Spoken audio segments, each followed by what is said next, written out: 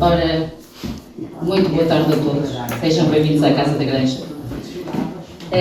Vou começar por cumprimentar o Sr. Vereador da Câmara Municipal de Marante, o Dr. Adriano Santos, e o autor, jornalista e escritor Miguel Carvalho, e todos os presentes, e dizer ao Miguel que é um privilégio tê-lo cá, recebê-lo cá na Casa da Granja. É um dos grandes jornalistas portugueses, e, portanto, é um dos grandes autores portugueses. E, portanto, é um privilégio mesmo recebê-lo, não só em Amarante, mas obviamente aqui na Casa da Granja, receber o grande Miguel Carvalho.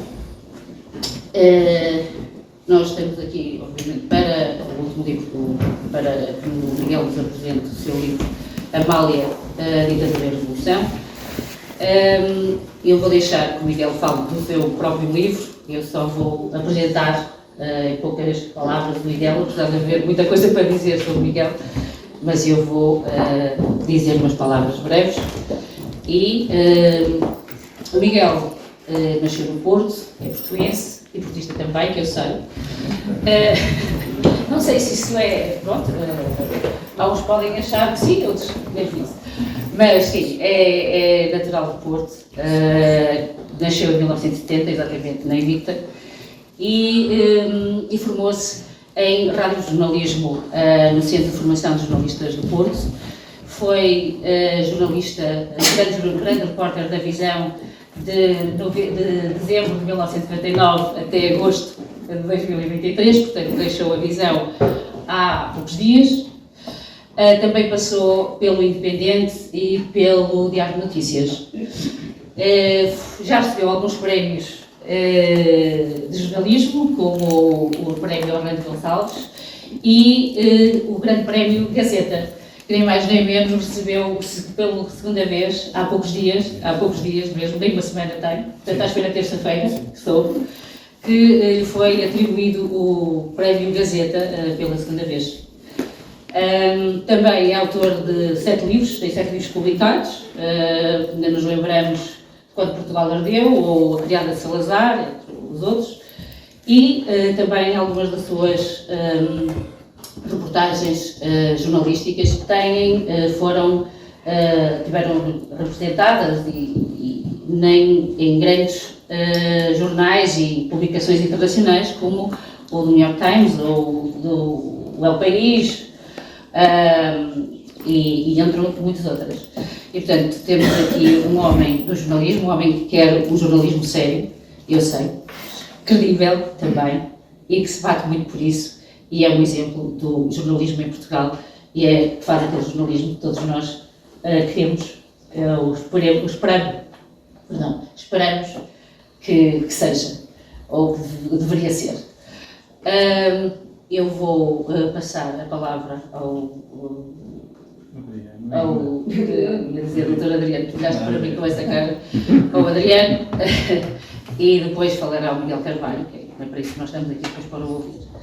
Eu só quero, antes de passar a palavra, obviamente agradecer sempre a todos aqueles que colaboram, que ajudam, que de alguma forma proporcionam que isto tudo aconteça, que me ajudam, e obviamente ao Carlos Galo, que faz toda esta faz estas peças todas graciosamente para a Casa da Granja, e obviamente nunca esquecer a Câmara Municipal de Amarante, claro que sim, e a presença do Adriano. Obrigada, e agora a palavra é tua. Cumprimento. Sim, me cumprimentar. Okay. Cumprimento toda a gente.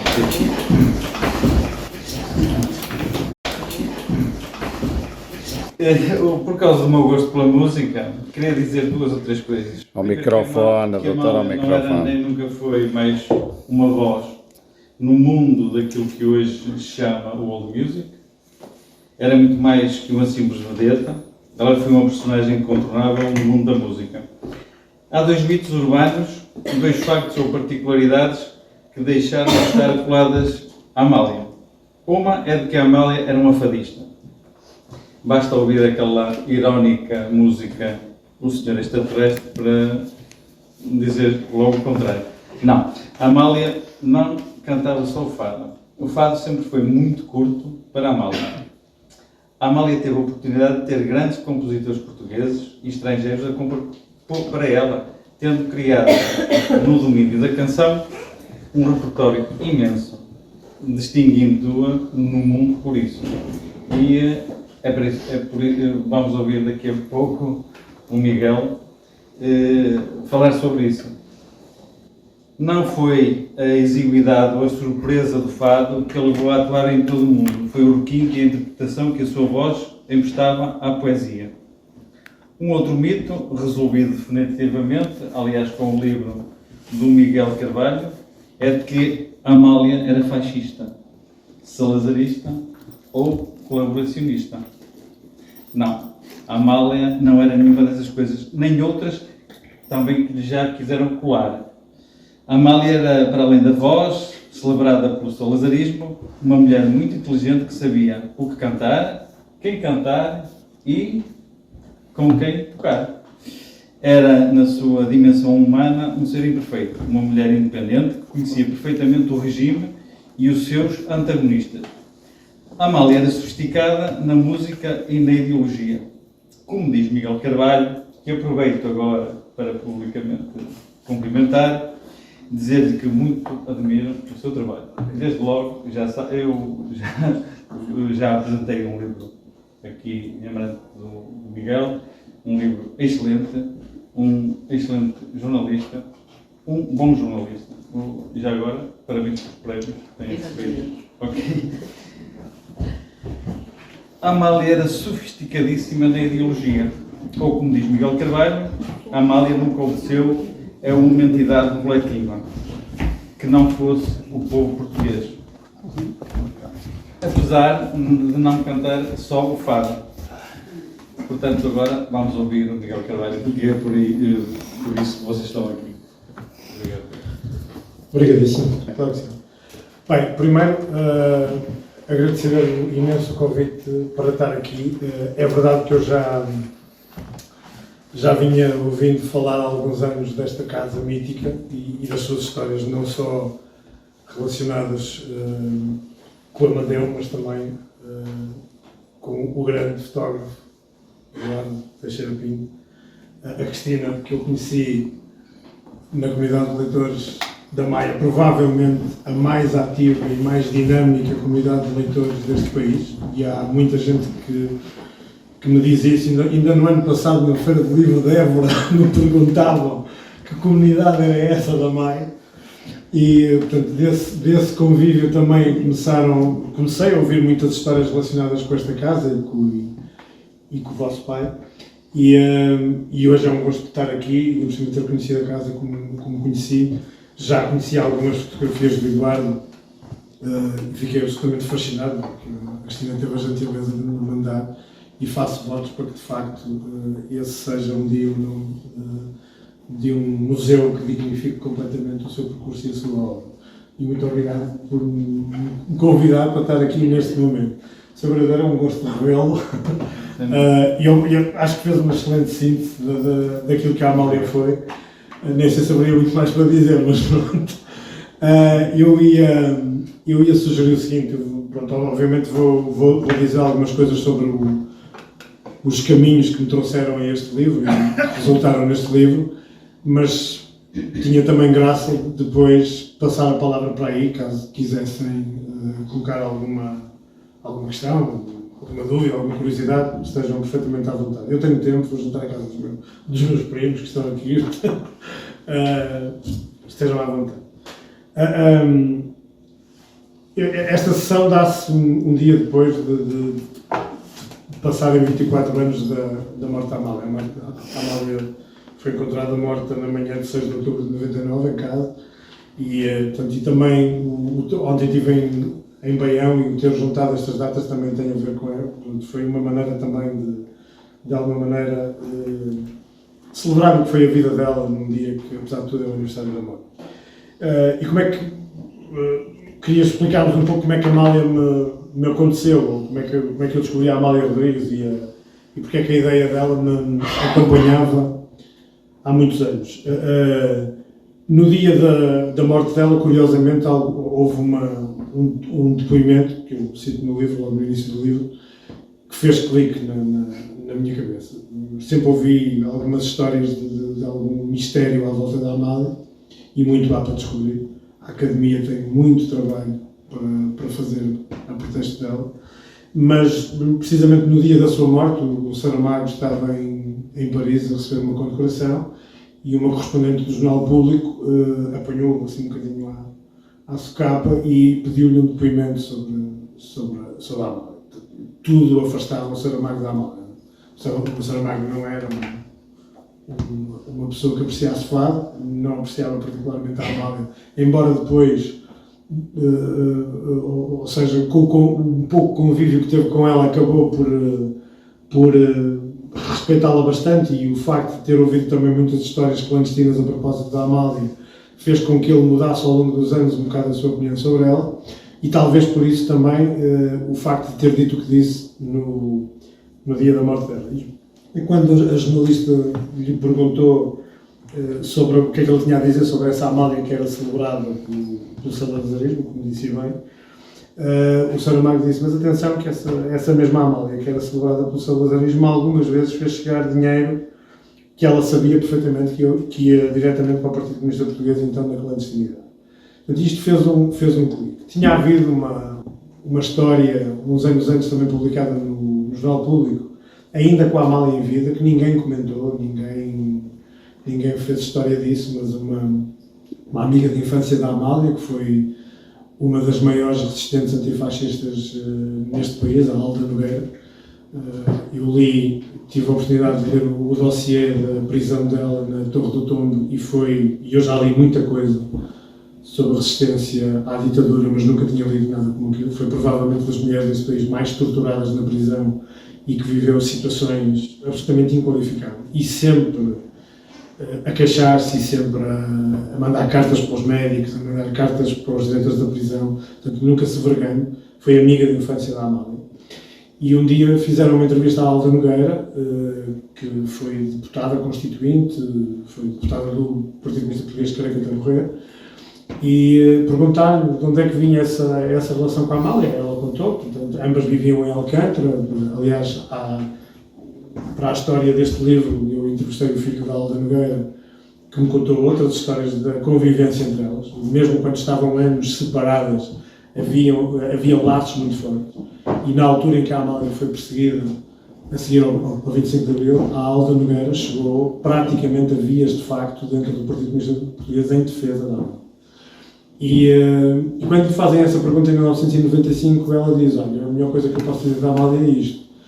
Eu uma noite houve uma altura em que eu estava a dirigir um conjunto de recolha de donativos para grevistas, pessoas que estavam a fazer greve de fome, e a Alda Nogueira era uma dirigente clandestina, portanto, e com outros camaradas foi a casa da Amália pedir apoio, porque se sabia há muitos anos que a Amália dava esses contributos às organizações que de alguma maneira combatiam a ditadura, e fomos bater à porta, eu falei com ela e a Amália deu-nos todo o dinheiro que tinha no baú.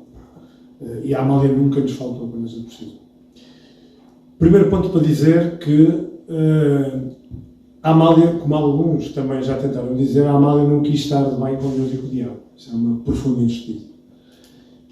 Porque estar bem com Deus e com o diabo teria sido, aí por 73, começar a perceber a degradação do regime e tentar rapidamente colar-se à outra banda para ver o que é que podia sobrar daí, ou pelo menos começar a preparar o seu caminho para esse lado. Não. Os contributos clandestinos da Amália para as organizações que de alguma maneira combatiam a ditadura, e nomeadamente o PCP, que era a estrutura mais organizada, estão datados desde os anos 40. As primeiras contribuições da Amália são para o Mundo Juvenil, através do seu cunhado Varela Silva, o Plátor Varela Silva, e prolongam-se até às portas do 25 de Abril. Quantias que hoje é difícil pormenorizar, mas estamos a falar de muito dinheiro, porque os pedidos, sobretudo na altura, sobretudo nos anos 60 e nos anos 70, os pedidos que lhe eram dirigidos por gente que trabalhava diretamente com a Comissão de Socorro aos Presos Políticos eram bastante existentes. Portanto, ela não sendo uma ativista política, nunca foi. Atribuir, como disse bem, atribuir uma ideologia à Amália seria uma coisa completamente estúpida. A Amália nunca teve propriamente uma convicção política, nunca teve um ideário político, nunca se afirmou disto ou se afirmou daquilo, mas a verdade é que teve estes gestos, e devemos enquadrar estes gestos não como um apoio à causa propriamente dita, mas percebendo ela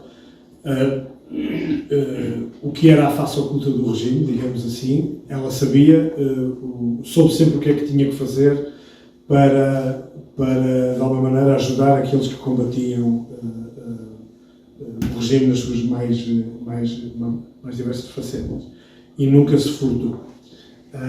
Inclusive, em 1945, chegou a pagar, via Varela Silva, mais uma vez, uma viagem de estudantes comunistas e de estudantes das ex-colónias ao Festival da Juventude em Varsóvia, tudo pago por ela. É óbvio que se lhe perguntassem isto, ela dizia que não sabia de nada.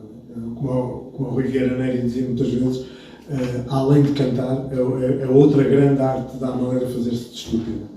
Bem, continuando. Bem, fiz este introito para vocês perceberem um bocadinho o que me fascinou. Eu não queria escrever uma biografia da Amália, aliás, existe uma biografia oficial, embora, de uma forma geral, toda a gente tenha chamado a isto de biografia política.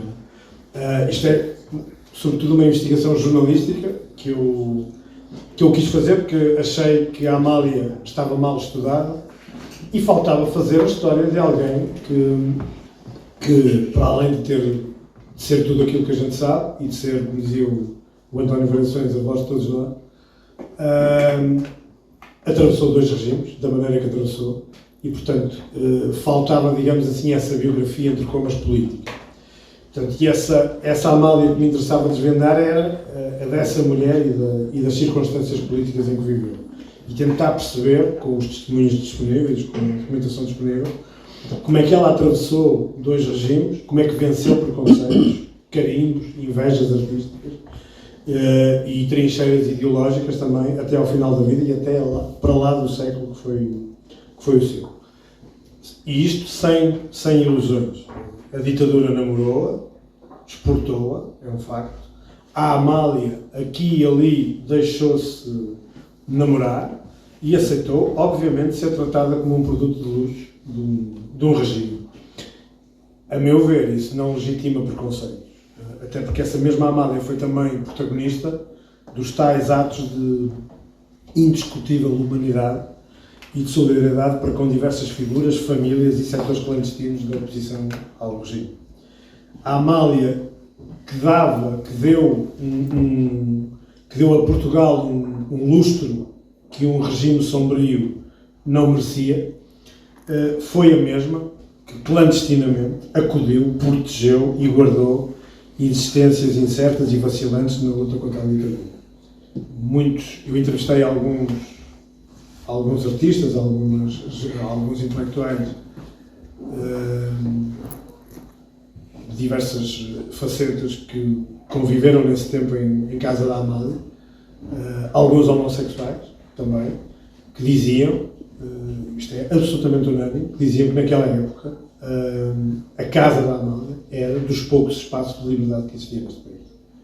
Portanto, podiam ser aquilo que eram, podiam conflituar, é verdade, e podiam ser o que eram nas suas opções políticas, nas suas opções sexuais, tudo. Nunca sentiram constrangimento, nunca sentiram que havia um preconceito associado àquilo que defendiam ou àquilo que queriam ser enquanto pessoas. E isto é absolutamente unânime. A democracia saída da Revolução de 25 de Abril de 74 foi de libertação coletiva para um povo, mas de martírios para a Amália. Ela tem uma frase que está logo no início do livro, que é bastante simbólica sobre aquilo, a interpretação que ela deu a tudo que viveu, que é, naqueles tempos, eu simbolizava a noite e o Zeca Afonso o dia. Acusaram-na de tudo, e é bom dizer que tudo isto é falso. E ainda hoje há gente que não acredita. Acusaram-na de ser bufa da PIDE, acusaram-na de ser amante de Salazar, disseram inclusive que tinha um túnel entre a sua casa e o Palacete de São Bento para eles namorar Ela foi vítima de todo o tipo de calúnias, ataques e tentativas de silenciamento. E até foi declarada quase a sua morte antecipada. Houve, inclusive, governantes deste país, viriam a ser posteriormente, governantes deste país que escreveram autênticas barbaridades nessa época sobre o fado e que quiseram atirar a Amália e o fado para o caixote de lixo da história. Foi idolatrada em ditadura por um povo tolhido nos seus sonhos e liberdades e foi também vítima daquilo que hoje se chama fake news e de invejas e de disputas assanhadas. E é bom dizer, há gente que pensa ao contrário, mas a Amália sempre foi odiada no meio do fado. É bom que a gente tenha consciência disso. Nós hoje vamos às casas de fado em Lisboa e é muito frequente vermos uma fotografia dela ou até uma imagem dela ao lado da Nossa Senhora de Fátima com um incenso ou com uma vela, mas o meio do fado odiava a Amália. Tratou-a sempre muito mal. Ou porque traía o fado, ou porque já estava a cantar umas espanholadas, ou porque aquilo que ela cantava já não era fado, ou porque agora cantava umas óperas. Portanto, havia sempre motivos para destruí-la e os motivos eram essencialmente inveja artística, não é? Porque a Amália tinha uma voz que ninguém tinha, a Amália andava pelo mundo e outros, quando muito, iam cantar fados às comunidades imigrantes e, portanto, essa inveja foi uma coisa que se prolongou e que veio muito ao de cima a seguir à Revolução. Não é? Muitas coisas que foram ruminadas durante a ditadura foram usadas nesse tempo. E também à esquerda muita gente achou que era chegada à sua vez de brilhar e, portanto, era preciso, tudo que estava para trás era preciso enterrar vivo. Foram tempos convulsos, todos sabemos, né? O Sérgio Godinho tem uma canção onde diz a força de uma espera só se estanca na torrente, né?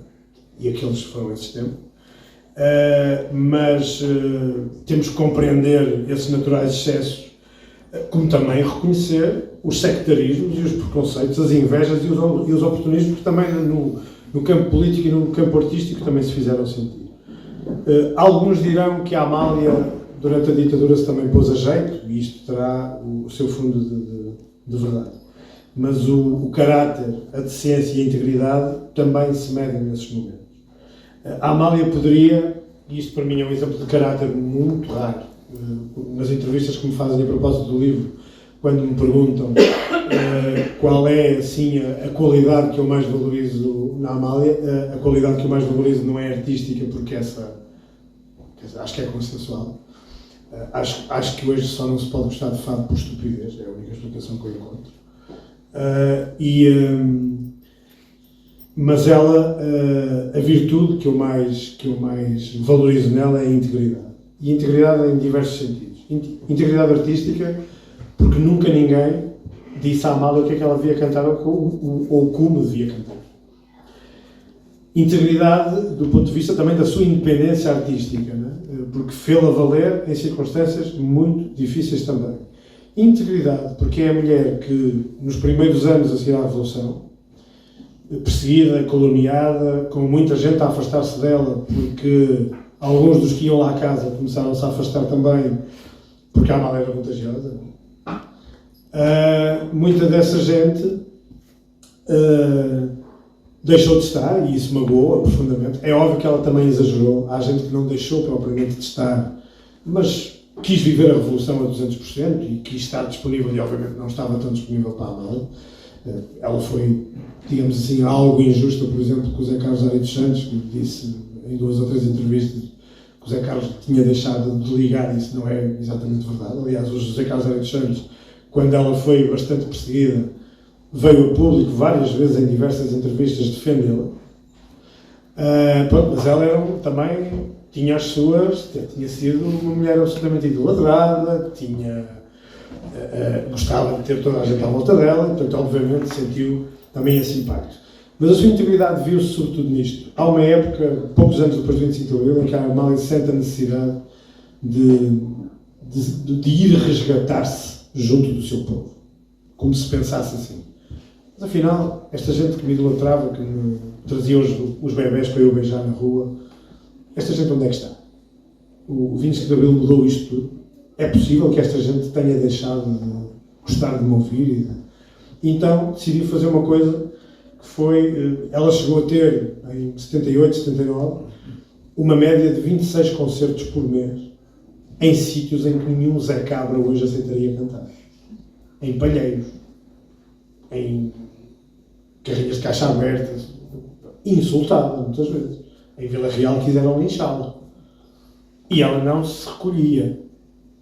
Em muitas situações, eu relato-as todas no livro, ela saía do palco para enfrentar as acusações. Uma vez, creio que no Alentejo, porque fascista, tu tens uma casa em Versalhes à custa da ditadura, e não sei o quê. Ela saltou do palco e tu liga-me lá na minha cara. Ela enfrentava as pessoas. Aliás, um diálogo que eu publico na íntegra, de alguém que a acusa, ela, em 75 vai cantar para os trabalhadores da Central de Cervejas, e é abordada e é criticada por um músico de esquerda, e eu publico o diálogo na íntegra do enfrentamento que ela teve com essa pessoa. E esta mulher seria humano que o fizesse, poderia ter perfeitamente, naquela época, quando começou a ser atacada por tudo, ter-se defendido da maneira mais humana possível, que era dizer assim, meus amigos, então eu vou-vos contar também o que é que fiz, clandestinamente. Quem é que ajudei, quanto é que dei, como ajudei, e nunca o fiz. Essas histórias nunca se souberam pela boca dela. Nunca. Ela podia ter-se defendido do pior momento da sua vida desta maneira, dando nomes, dando circunstâncias, e nunca o fez. E isto, meus amigos, ainda hoje, isto para mim é de uma integridade que não tem preço. Mas, a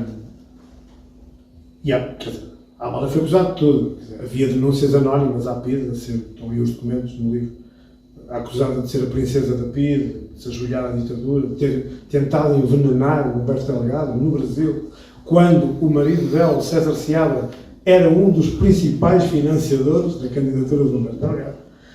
Bem, e se eu tinha dúvidas de que este livro tinha que ser escrito e de que este preconceito ainda precisa de ser discutido, quando já estava a escrever o livro, portanto, em 2019, numa cidade do sul do Luxemburgo, foi proposto pela autarquia local, agora não me recordo da cidade, mas o nome está no livro, foi proposto pela autarquia local dar o nome da Amália a uma rua que ia ser inaugurada. E aquilo foi votado, é uma zona com uma grande comunidade portuguesa, e houve gente da comunidade portuguesa que se mobilizou e que impediu que o nome da Amália fosse dado à rua, porque não se podia dar o nome àquela rua, ou seja, dar o nome da Amália àquela rua, porque a Amália continuava a ser um exemplo do regime fascista. Isto em 2019. E, portanto, se eu tinha dúvidas de que este livro tinha que ser escrito e que eu tinha que, pelo menos, resgatar estas histórias que eram desconhecidas com quem estava disponível, com as testemunhas que ainda estavam disponíveis, nesse momento, deixei de as ter. A Amália ainda hoje é muito pouco estudada pela Academia. Uma das minhas felicidades na sequência deste livro é saber que este livro está a servir de base para muitas investigações académicas à volta da Amália e do que pode ter sido também o papel dela como mulher, que é outro, isso dava outro livro, e podemos conversar sobre isso depois, na sequência das eventuais perguntas.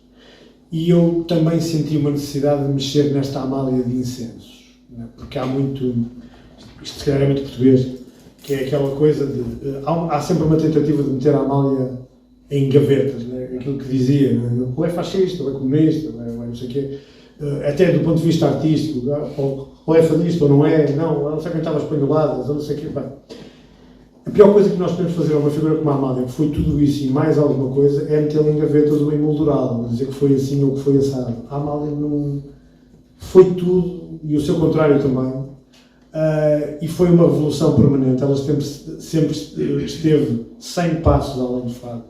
E o período de colaboração que ela teve com o Alain Alemã, que foi, obviamente, o seu compositor fetiche, ainda hoje, discos como o Busto e como o Conquevoz, quando me perguntam qual é, fazem-me essa pergunta em quase todas as entrevistas, então qual é a nova Amália? Né?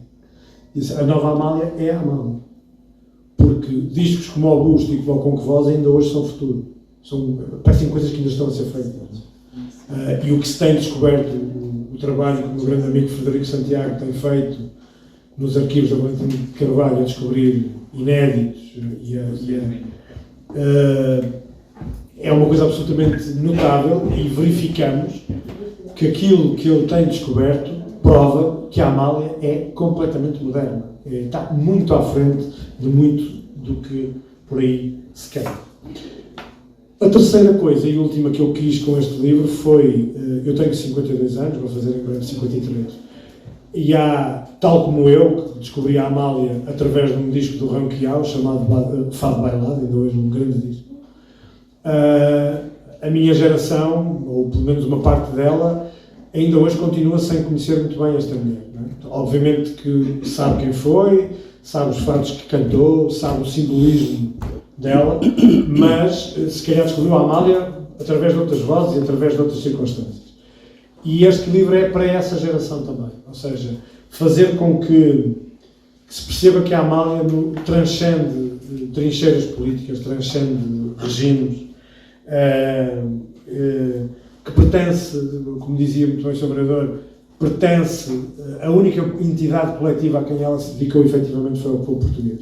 E quando lhe perguntaram num programa de meio humorado na RTP nos anos 60, quando ela foi vilipendiada por cantar Camões, não, porque uma fadista não podia cantar Camões, e lhe perguntavam como é que ela se sentia por carregar Portugal às costas, eu disse, não, Portugal é uma coisa demasiado pesada para mim, não quero que me confundam com o país.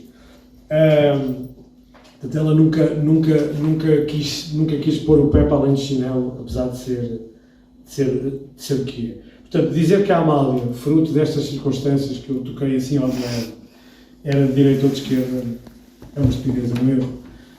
Fechá-la em gavetas é pouco inteligente. Obviamente os propósitos deste livro e desta investigação foram absolutamente despretensiosos. Eu não quis fixar de todo a verdade definitiva sobre esta mulher, eu acho que é impossível hoje. Nem isso estava sequer ao meu alcance.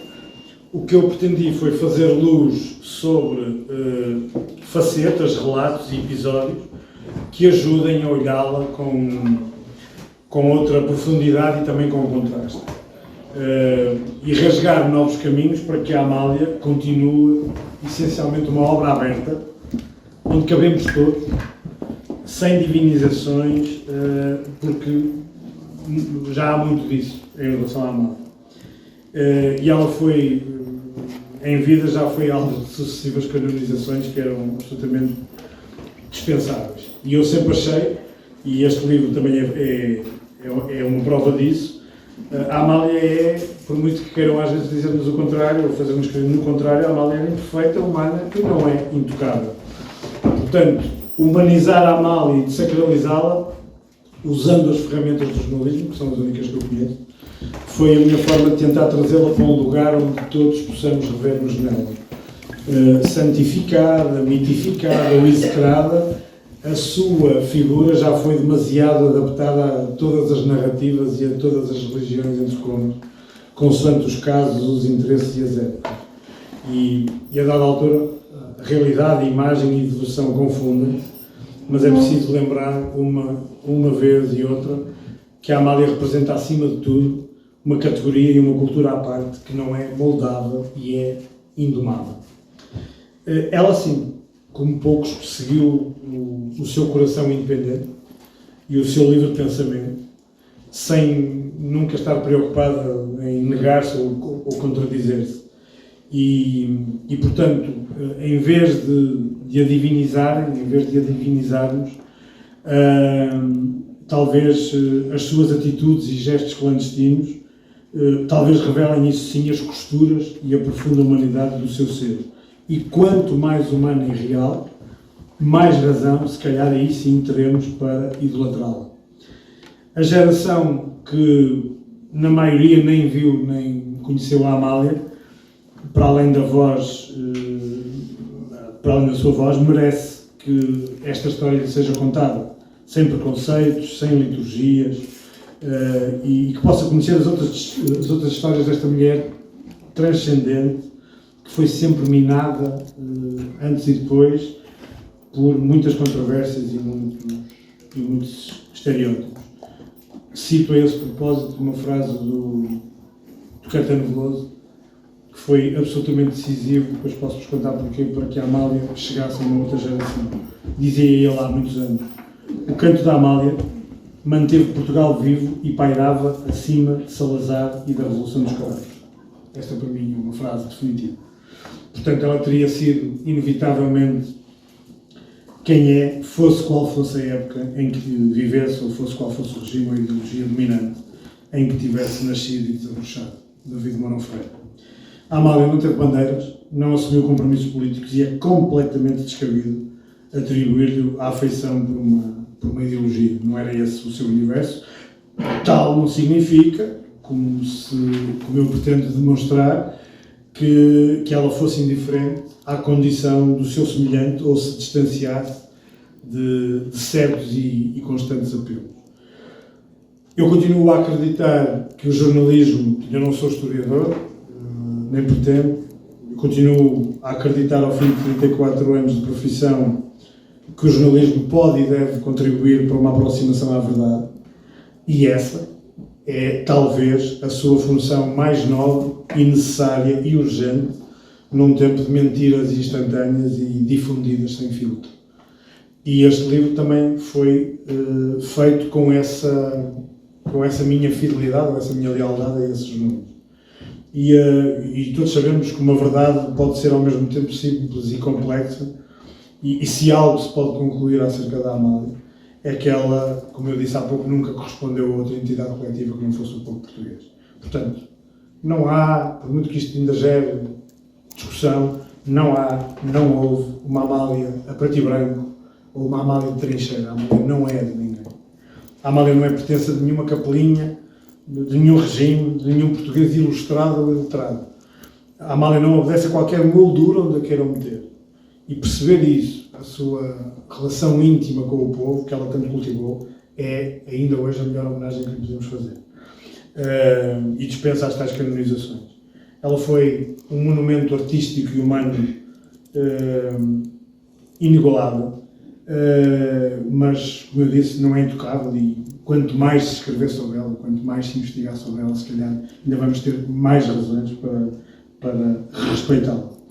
Por isso, olhá-la para além da sua carreira artística, da sua música, ou do boneco e das molduras que lhe atribuíram foi um dos meus propósitos.